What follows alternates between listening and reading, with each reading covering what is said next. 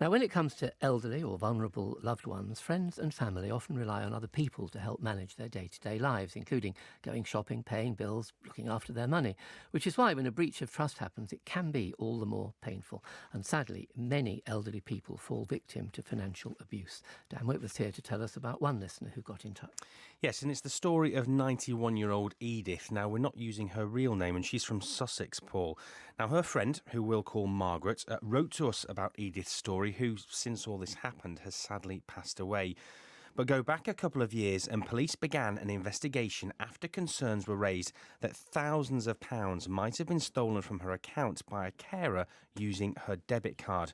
Now, Edith's bank, Lloyds, was informed. It froze the account and began an investigation too. Now, Margaret says the amount stolen was nearly £30,000. I was devastated for her. I mean, she had her own companies. She'd been very responsible with money. She'd saved for her old age. And this was like having her own Wall Street crash, you know. So, Dan, what happened with both those investigations, the police and then one from the bank? Well, Lloyds actually dealt with it relatively quickly, Paul, and I've got a short statement from them here. Quote, "We took immediate steps to block this account when we were first made aware of the fraud. We reviewed the case and based on the evidence provided, we refunded the full amount. We provided all evidence that we had to the police and will continue to support with any investigation." Now, as you and I both know, Paul, in general terms, refunds for fraud don't happen very often, let alone in the space of just a few months, as it did in this case. So clearly, the evidence from Lloyd's point of view that fraud had taken place, well, it was pretty compelling. And what about the police?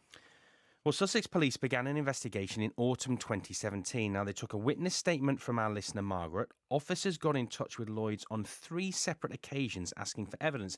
Now, each time, Lloyds say they provided Sussex Police with everything they asked for.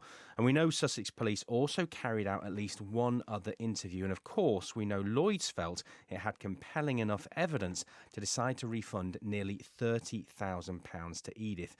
But we also know there was no prosecution in this case, so we asked Sussex Police for a statement. Now, it said officers were in liaison with Lloyds who were unable to provide the evidence to show a fraud had been committed. Therefore, there was insufficient evidence to prove a crime had been committed.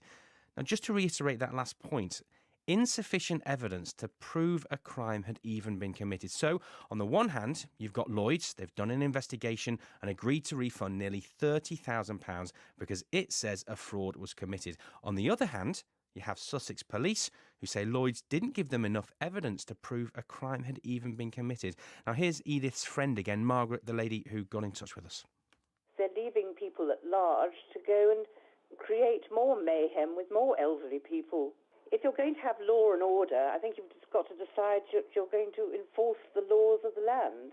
And if you don't, I'd have thought really that it is perfectly obvious that we're just going to have increasing lawlessness. They say crime doesn't pay, but quite clearly it does.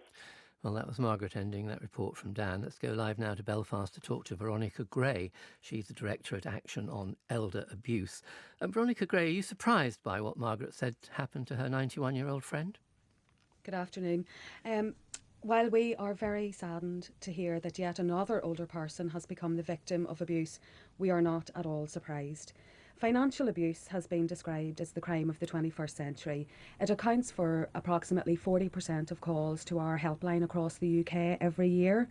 And research from Northern Ireland in 2016 confirmed that 1 in 5 people over the age of 60 have been the victim of this type of abuse. That is an extraordinary figure, isn't it? And I must say, while we've been on air, I've had an email from a tweet from someone, I won't give his name, he says, my brother stole over £40,000 from my 92-year-old dad. So it's not just someone from outside the family who might do it. Most cases that we would deal with in the charity of financial abuse will have been committed by a family member. Upwards of 70% of cases involve a son, daughter or close relative. And what about the bank? In this case, Lloyds reimbursed her. Is that the common experience?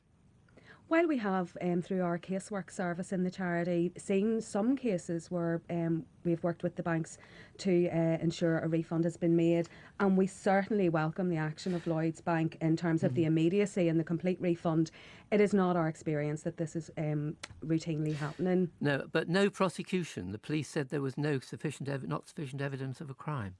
It's completely incomprehensible that the police have taken such a view of this. In fact, it reinforces the message out there that crime against older people really does pay. And as a charity, we campaign very hard to see perpetrators of elder abuse brought to justice and to receive the penalties in court that they deserve. Sorry, go on. We certainly feel that there should have been a prosecution in this case. And police should do more. So what are the signs that friends or family or of elderly or vulnerable people should look out for? And I mean, in a way, you've got the trusted friends and family, and you've got the ones that you say may well be abusing them.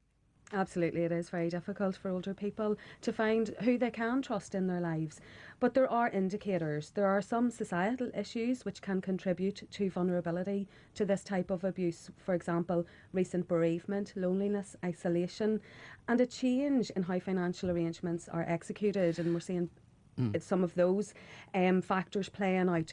But there are visible signs that people should look out for. A lack of food, heating or amenities that the older person previously had or should be able to afford. And I've been getting a lot of tweets and emails, and someone suggested, well, maybe there should be a separate account for a carer so that there's just a few £100s in there, or maybe a prepaid card so they can't actually take all their money. Is that one practical idea? There are very many practical tips. Certainly a prepaid card, giving two people access to the account, making arrangements with the bank directly that there would be a very low withdrawal limit on the account. So all those things. Veronica Gray, thanks. And there are more tips on the website of Action on Elder Abuse. Veronica Gray, thank you very much indeed.